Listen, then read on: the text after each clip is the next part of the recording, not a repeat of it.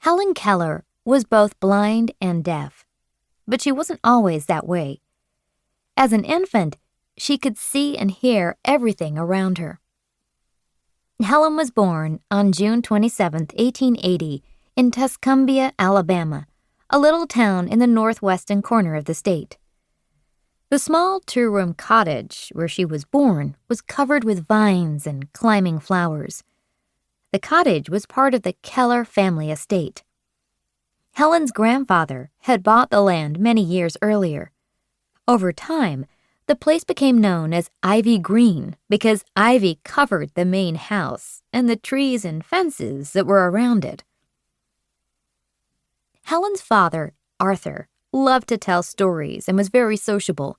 He would often invite friends to stay for long visits at Ivy Green.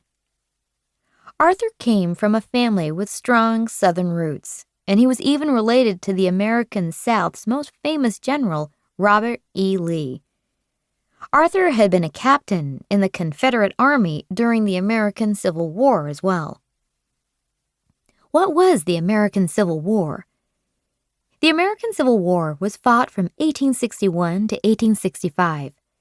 The Union, representing the northern states, battled against the Confederacy, which consisted of 11 southern states that wanted to form their own country.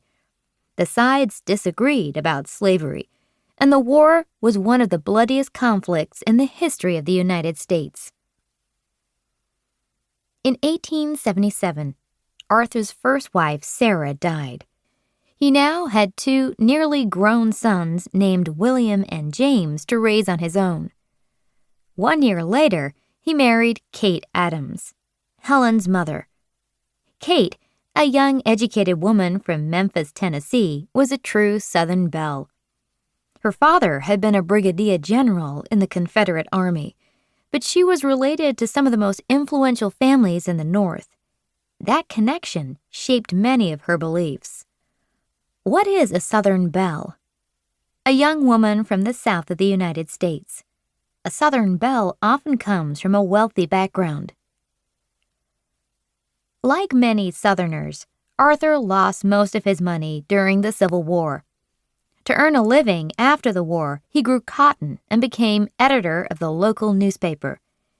To help make ends meet, Kate grew her own fruits and vegetables, raised livestock, and also made her own butter and lard. The family's fortunes didn't improve until 1885, when President Grover Cleveland appointed Arthur as Marshal of Alabama. One bright spot during the years of hardship was the birth of Helen, the couple's first child. In many ways, Helen took after her mother. She had the same soft golden curls and pale blue eyes, and she had also inherited Kate's intelligence. Helen loved to imitate others, and at just 6 months old, she was repeating things she'd heard people say, such as "hadai" and "TTT." She also said "wawa" for water. Physically, Helen was flourishing too. On her first birthday, Helen didn't just take her first steps. She ran. Helen would later recall how she chased the flickering shadows of leaves that danced in the sunlight. The jaunt ended quickly, though, and Helen plonked back down to the ground. Crying, she reached out for her mother's protective arms. Did you know one of Helen's ancestors was the first teacher of the deaf in Zurich, Switzerland? He even wrote a book about how to teach deaf people.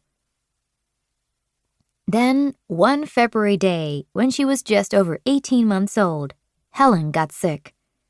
For several days, she slept, plagued by a high fever. The family doctor came to examine her, and he told her family that she had acute congestion of the stomach and brain. He didn't know if Helen would live. Then, as suddenly as it had appeared, the fever went away. Helen's family was happy and relieved.